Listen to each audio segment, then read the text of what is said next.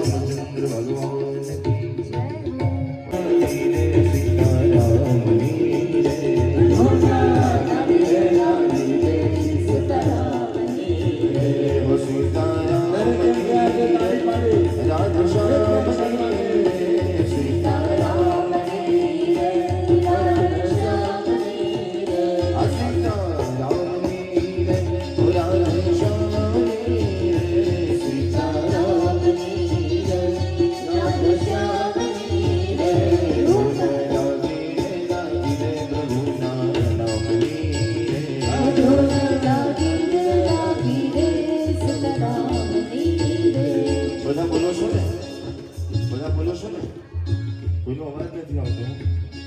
બધા મનમાં બોલતા હોય એવું લાગે છે કે કોઈ ના તો નથી પાડી કે ઉપર બેઠા હોય ને બોલવા દેજો.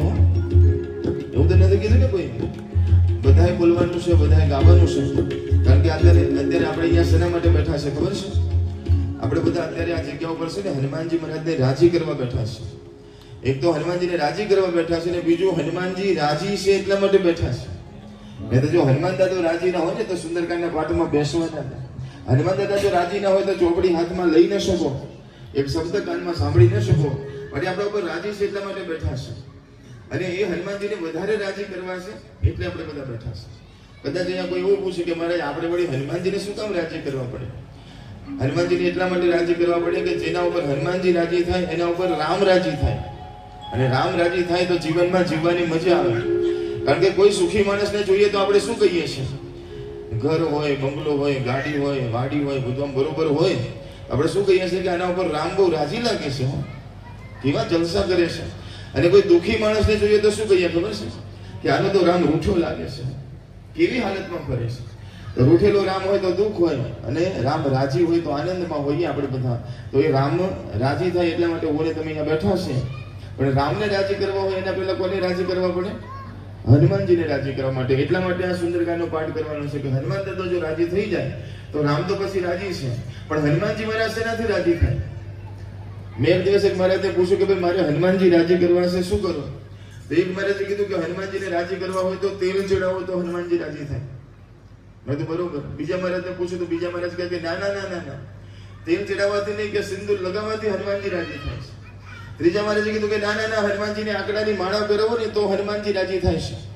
ચોથા મહારાજે કીધું કે ના ના ના, હનુમાનજીને રાજી કરવા હોય તો હનુમાનજી મહારાજના મંદિરે ચાલતા દર્શન કરવા જાઓ ને તો કે હનુમાનજી રાજી થાય. એક મહારાજ કહે કે ના ના ના, શનિવારનો ઉપવાસ કરો તો જ હનુમાનજી રાજી થાય. એક મહારાજ કહે કે ના ના, મંગળવાર કરો તો રાજી થાય. એક મહારાજે મને કીધું કે હનુમાનજીને રાજી કરવા હોય તો સરસ મજાના ફળ ધરાવો, ફળ તો કે હનુમાનજી રાજી થાય. અને તમારા ગામના એક મહારાજ મને મળ્યા.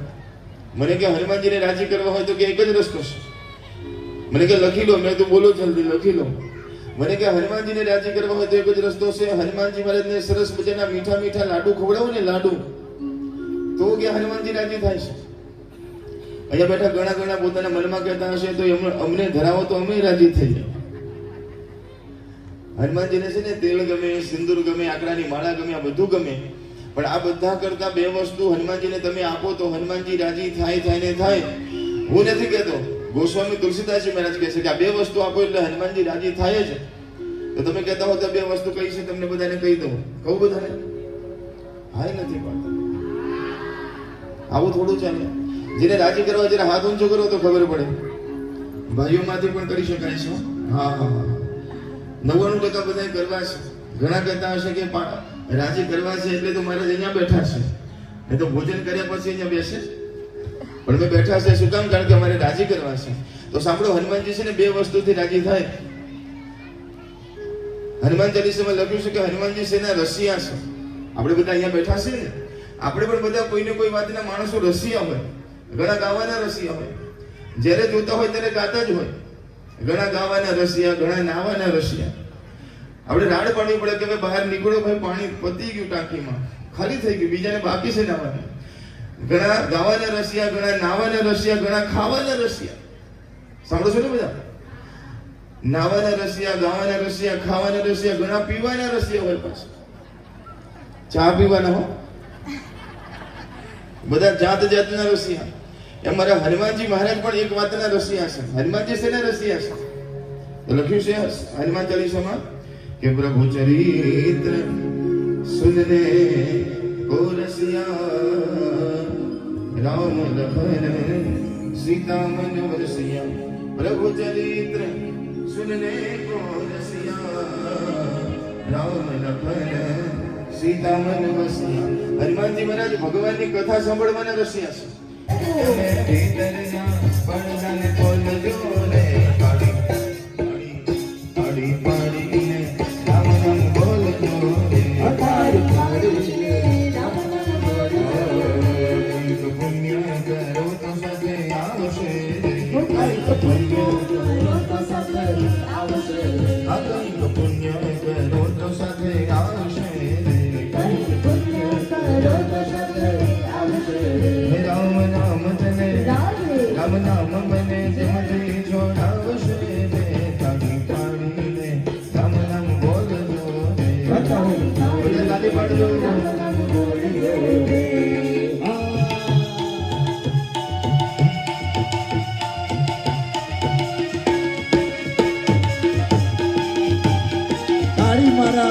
रामने वाले अंदर जाओ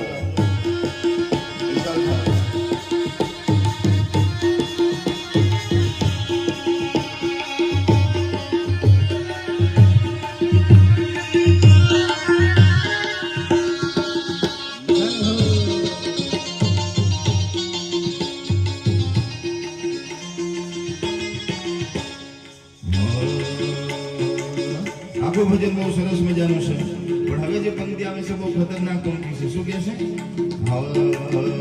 તાળી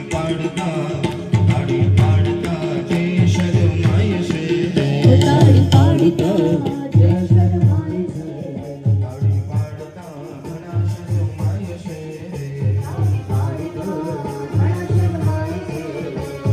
ઘણા લોકોને ભગવાનના નામની તાળી પાડવામાં શરમ આવતી હોય છે।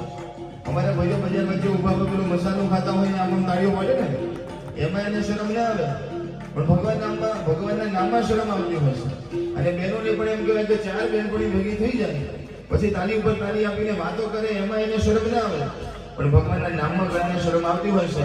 પણ આપણે અહીંયા અત્યારે બેઠા છે એમાં તો કોઈને શરમ નથી આવતી ને તો જરા બે હાથ ઊંચા કરીને તાળી પાડવાની છે।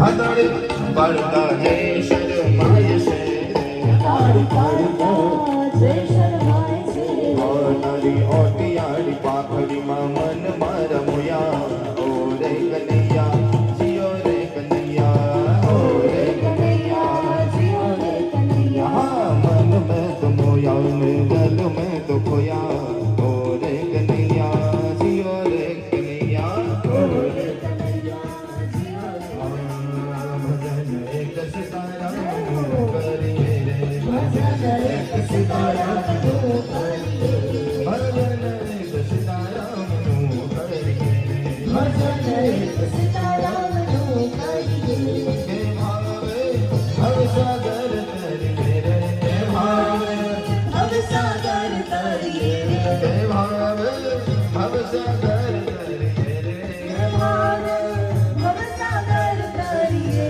ભજન એક સીતારામ સીતારામનું કરીએ ભજન એક સીતારામનું કરીએ તાળી પાડો તમારા તાળી પાડો તમારા તાળી પાડો તમારા રામની ને બીજી તાળી ના હોય જો તાળી પાડો તમારા રામની રે બીજી તાળી ના હોય જો વાતો કરો તમારા રામની રે બીજી વાતો ના હોય જો વાતો કરો તમારા રામની રે બીજી વાતો ના હોય જો વાતો ના હોય જો વાતો ના હોય જો રામચંદ્ર ભગવાન જય હો રામ રામ જય રાજા રામ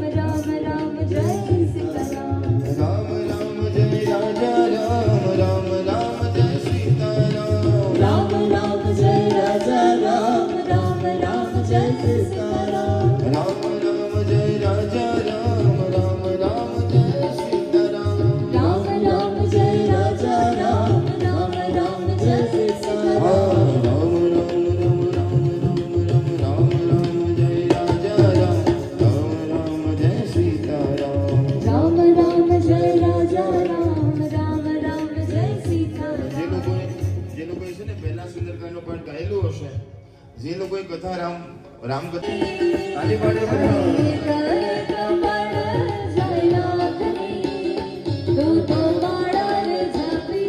તાલી પાડો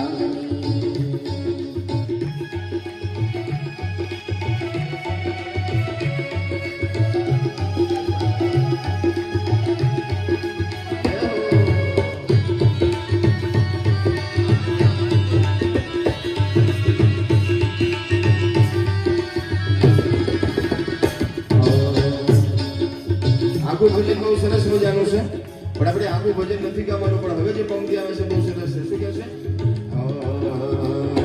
જૂઠા લગ્ન જૂઠા તે જૂઠા લગ્ન જૂઠા મનમાં મારું તારું મેં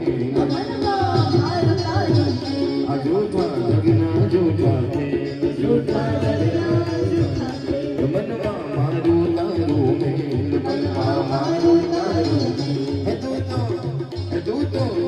તું તો છોડી દે ચિંતા થા રામની તું તો છોડી દે ચિંતા રામની તું તો મારા રે જપી દે સીતારામની તારી રે તો મારા ચલાવતી તું મારા રે જપી દે સીતારામની હનુમાનજી મહારાજ રાવણને ઘણું બધું સમજાવે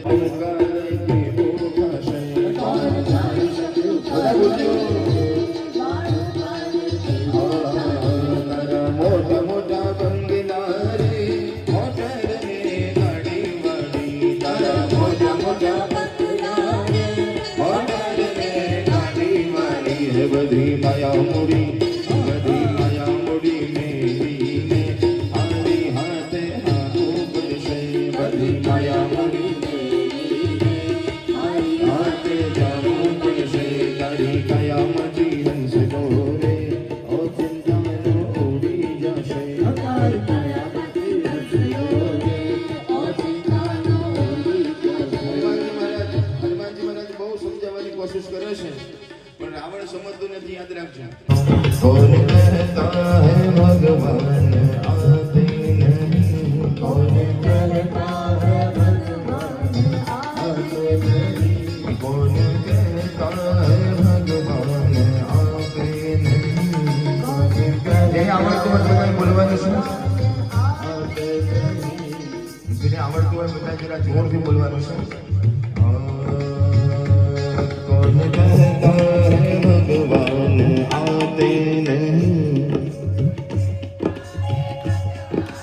आते नहीं तुम मीरा के जैसे बुलाते नहीं तुम मीरा के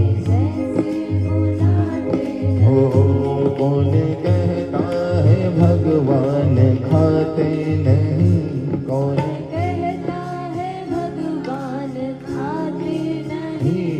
बेर सबरी के जैसे खिलाते नहीं बेर सबरी के जैसे खिलाते हो कौन कहता है भगवान सोते नहीं कौन कहता है भगवान सोते नहीं माँ यशोदा के जैसे सजाते नहीं माँ यशोदा આપણે સંતો કહે છે આપણા શાસ્ત્રો કહે છે કે કોણ કહે છે કે ભગવાન